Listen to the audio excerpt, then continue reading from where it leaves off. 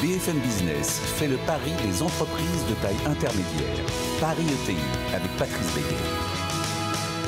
Bonjour à toutes, bonjour à tous, bienvenue dans votre émission de Paris ETI. Paris ETI, c'est avec des entrepreneurs extraordinaires des territoires et aujourd'hui, on va être sur le Val d'Oise avec Pierre Cuchely, justement pour démarrer, président de la Chambre de commerce et d'industrie du Val d'Oise. Bonjour à toi. Bonjour à tous.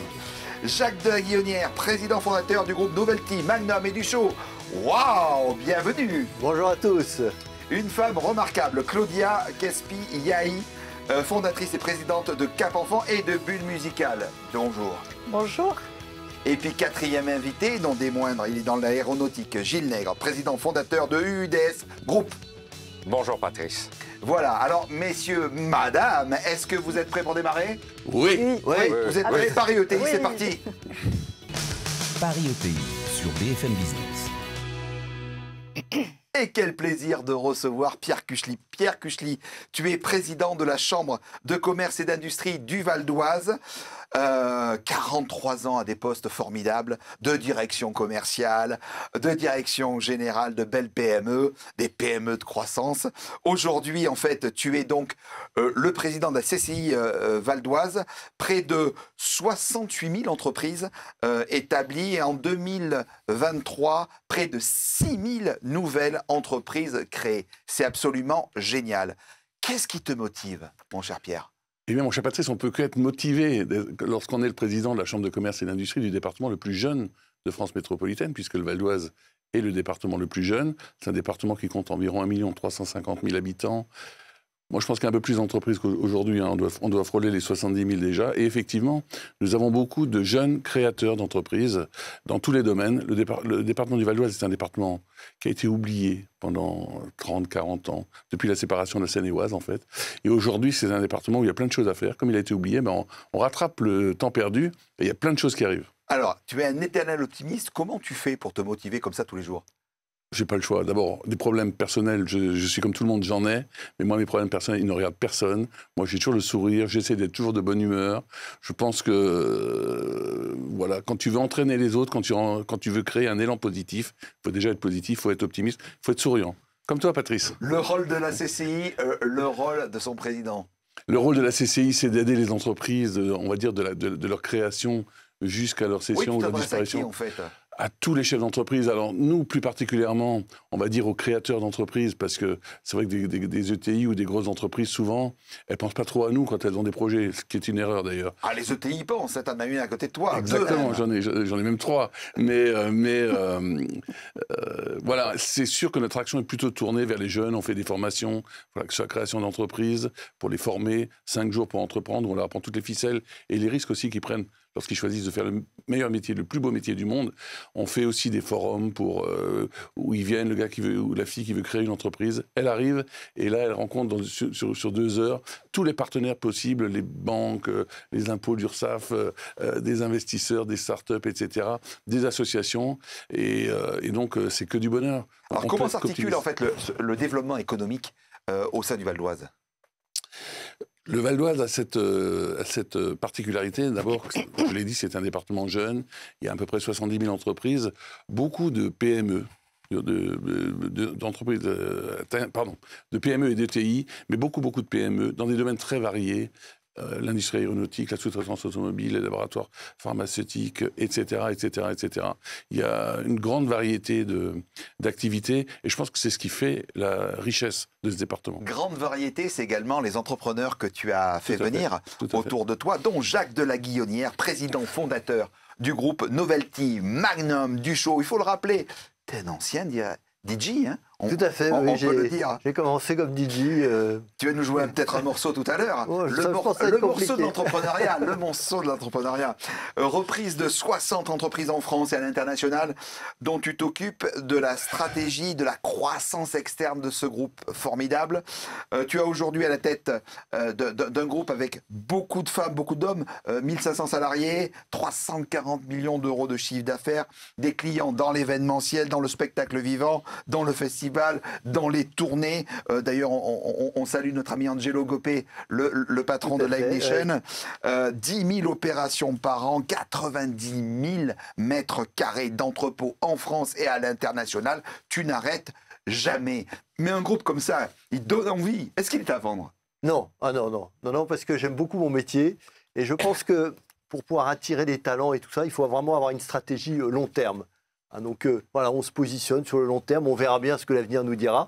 Mais pour l'instant, j'ai aucune velléité devant le groupe. Voilà, je trouve que c'est vraiment une aventure extraordinaire avec des collaborateurs fort sympathiques.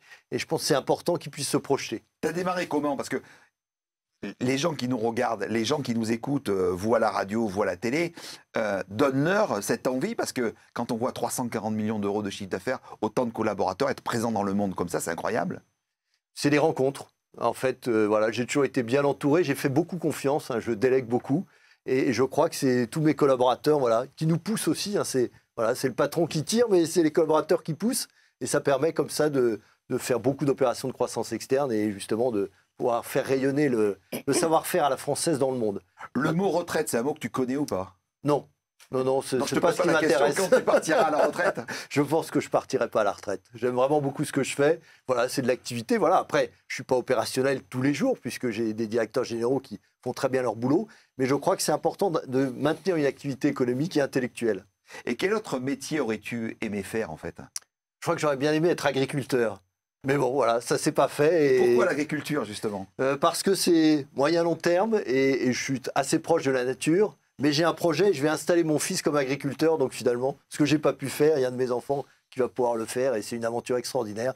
Alors, malheureusement, c'est pas dans le 95, mais c'est dans le 91, c'est pas mal. C'est l'Île-de-France, c'est merveilleux. C'est l'Île-de-France. C'est merveilleux. À tes côtés, juste à côté de toi, quelqu'un qui te regardait, qui t'écouter avec une grande attention, parce que peut-être qu'elle a envie de devenir comme toi, avec cette expansion française et internationale, c'est Claudia Caspi-Yahi, fondatrice et présidente de Cap Enfant et de la Bulle Musicale. Tu es d'origine franco-autrichienne. Après la naissance de tes enfants, tu as en fait fondé ton propre groupe de crèche, Cap Enfant, en 2005. Le siège, je crois, est basé aussi dans le Val d'Oise, si je ne me trompe pas, sous l'œil du président de la CCI, à Argenteuil. Tu as ensuite créé une société sœur afin de déployer ce qui s'appelle la Bulle Musicale. Donc Cap Enfant, la Bulle Musicale, est-ce que tu peux nous en dire deux mots? Alors, Cap Enfant, c'est une solution pour impacter le langage et la socialisation chez les jeunes enfants. On a de plus en plus les enfants et la société avec une baisse du niveau de langage, avec une baisse des échanges. Et l'idée, c'est vraiment de marquer cette nécessité que de communiquer, de pouvoir communiquer, de construire positivement des relations sociales. Et pour ce faire, j'utilise l'art, la culture et particulièrement la musique. Et j'ai inventé la bulle musicale, qui est une sorte d'igloo connecté. Alors, explique-nous justement la bulle musicale. Alors, la bulle musicale, donc, c'est la cheville, c'est le pivot de notre pédagogie qui est unique et développée dans nos crèches. Et c'est un espèce d'igloo connecté dans lequel les enfants sont acteurs de leur découverte. Et ils entendent un environnement sonore d'un pays, d'une culture, d'une époque, avec des sons d'animaux, des sons de musique, d'instruments, de langue. Ils entendent 1500 familles de mots et ça agit comme un véritable booster de compétences, un booster sur le langage et sur les liens sociaux. Quel niaque! Qu'est-ce que tu formules pour cette nouvelle génération comme vœu? Pour cette nouvelle génération, des repères, des valeurs, être au-dessus des machines, avoir des soft skills, donc un comportement qui puisse permettre d'avoir une indépendance d'esprit, qui puisse permettre d'avoir de l'imagination, de la créativité, et puis mettre toujours le respect et l'amour du prochain au centre. Au centre. Que doit-on enseigner aujourd'hui aux enfants? Justement, des valeurs, des repères, des soft skills, apprendre pour apprendre en fait des éléments qui sont de l'ordre du comportement, le sport, l'art, particulièrement la musique, la peinture, etc., permettent de travailler sur la solidarité, sur l'empathie, sur les relations, le travail d'équipe, le soin aux autres, Et ça, je crois que c'est fondamental. Et c'est plus la génération du savoir. Les machines, elles sauront bien plus que nous. On ne peut pas être en compétition avec les machines. Il faut être différent des machines, au-dessus des machines. Les machines, l'avenir, toi, en une phrase, dans 20 ans, tu te vois où, comment? Dans 20 ans, je me verrai encore étudiante, plongée dans le monde extraordinaire du développement du cerveau du jeune enfant, ce que l'on connaît de plus en plus. Et je ne me vois pas à la retraite, Patrice, pas du tout non plus, mais au contraire, en ayant un impact sur cet enjeu crucial que sont nos enfants aujourd'hui, parce que ce seront les adultes de demain et on a besoin des adultes solides, agiles, bien dans leur peau. Alors, un adulte... Je voulais dire que ça marche, la bulle musicale. Hein. Moi, je l'ai vu. Je n'ai pas pu rentrer dedans parce qu'il n'y avait pas ma taille. Mais ça marche super bien. Donc, ça va. À tes côtés, Gilles Nègre. Gilles Nègre, fondateur et président de UUDS Group. Bonjour à toi. Bonjour. Très belle entreprise, création en 1981. J'ai une question. Est-ce que c'était le 10 mai? Non. Non, c'était pas le 10 mai. C'était pas le 10 mai. C'était quand? C'était en décembre, en fin d'année. Alors, un chiffre d'affaires de 50 millions d'euros de chiffre d'affaires, mais tu as doublé en un an, non? Exact. Alors, spécialiste de l'aménagement de cabines, on va y revenir. Hein. Dans le domaine de l'aéronautique, l'avion commercial, l'avion privé également, une implantation en France, exact, aux Émirats Arabes Unis, au Maroc, en Chine, au Mexique, en Inde, un peu partout. T'es pas dans cet univers par hasard. Tu as un papa qui était dans l'aéronautique et je pense qu'au fond de toi, c'est important, cette transmission. D'ailleurs, on le ressent bien sur ce plateau, la transmission est quelque chose de capital. Est-ce que tu es fier aujourd'hui de contribuer au développement de l'industrie aéronautique française? Très fier, comme tu l'as dit. C'est ma vie, quelque part. Je suis tombé dans la marmite tout petit avec mon papa. Il est parti en Polynésie. J'ai eu la chance de, sur ses genoux, démarrer des avions à une époque. Forcément, ça m'a marqué. Donc aujourd'hui, on a une chance incroyable dans notre secteur d'activité, qui est l'aéronautique. Imaginez, nous avons notre Airbus, peut-être il ne faut pas le citer, mais enfin, voilà, qui a 10 ans de commande. Il n'y a aucune industrie qui a aujourd'hui un carnet de commandes à plus de 10 ans. Donc forcément, ça ouvre des possibilités. Et on surfe là-dessus, sur ces développements, en intégrant les technologies, en essayant d'être innovant, puisque l'ADN de l'entreprise, c'est l'innovation. Tu parlais d'ETI, on reste quand même une petite entreprise. Moi, par hasard, je sais que je suis une ETI. On me l'a dit, mais non, tu n'es plus une PME, tu es une ETI. Je ne sais pas trop. Tout ce que je sais, c'est que quand on gère une entreprise, c'est la passion qui dirige avant tout. Et on sent la modestie. Alors, comment tes activités en fait, industrielles, elles contribuent à développer cette aviation décarbonée? Alors, effectivement, je dirais la sensibilité qu'on a avec les équipes. On parlait d'équipe, hein, effectivement, chef d'entreprise. Je t'ai entendu le dire, on tire, mais on est aussi beaucoup poussé par les jeunes ingénieurs. On a une grosse équipe d'ingénierie. Et donc aujourd'hui, c'est d'emmener avec des technologies qui évoluent à droite à gauche, d'agglomérer ces technologies pour en faire des solutions, on dit éco-responsables, ça me plaît bien comme terme. C'est quand même des combinaisons qui font qu'on contribue à l'allègement, à l'économie et avoir des solutions en adéquation avec l'idée qu'ont les jeunes aujourd'hui de demain, c'est-à-dire quelque chose de soft et d'écologique, quoi. On dit souvent que l'export fait vivre. Aujourd'hui, quels sont les prérequis pour se développer à l'export comme tu le fais? Alors, encore une fois, je suis dans l'aéronautique, je connais bien mon marché, donc l'export, c'est d'emmener des solutions économiques. La difficulté en aéronautique, c'est tout ce qui est les certifications autour de ça. On a développé sur UUDS, en fait, une solution, entre guillemets, clé en main pour les airlines, c'est-à-dire on fait l'étude, l'engineering, on fabrique le produit et on est capable de l'installer, ce qui nous a permis d'offrir des solutions à l'international. Et ça explique le développement qu'on a, notamment à Dubaï et en Chine. J'ai une question, Gilles, Claudia, Jacques, Pierre. Est-ce que vous êtes prêts pour le débat? Oui. Oui. Alors, Paris ETI, le débat, c'est parti. Paris ETI sur BFM Business. Madame, messieurs, alors pourquoi, à votre avis, plein d'emplois vont être créés par les ETI? Jacques? Alors, parce qu'il y a une dynamique de croissance, hein. On voit dans notre secteur d'activité, en tout cas l'événementiel, le live et tout ça, on fait de la croissance organique tous les ans. Les spectacles marchent très bien, les gens vont au spectacle, donc on a besoin d'embaucher des gens. Donc il y a une bonne dynamique. L'embauche voilà. Est là, Claudia? Pour le sens, l'ETI présente souvent un sens fort, une proximité encore avec les fondateurs, et puis en même temps, on a la tête dans les étoiles. Donc les pieds sur terre, mais la tête dans les étoiles. Pierre.